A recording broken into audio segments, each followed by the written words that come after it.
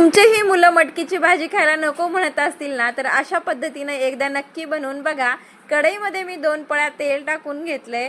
आता याच्यामध्ये आपल्याला जिरं मोहरी टाकायची। जिरं मोहरी जी आहे ना, ती मी नेहमी हातावर घेऊनच टाकते बरं का। आता याच्यामध्ये बारीक कट केलेला कांदा आणि अद्रक लसणाची पेस्ट टाकून घ्यायची।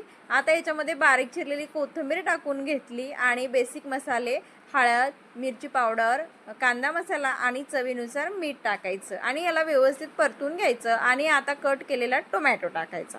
तर याला व्यवस्थित सगळं मिक्स झाल्याच्या नंतर आपल्याला याच्यामध्ये उकडलेली मटकी टाकून याला परत मिक्स करून घ्यायचं आणि झाकण ठेवून द्यायचं।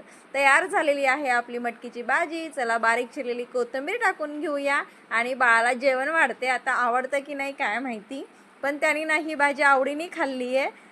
तर चला, व्हिडिओ आवडला असेल तर लाईक, शेअर आणि सबस्क्राईब करा। व्हिडिओला इथेच एंड करते। बाय।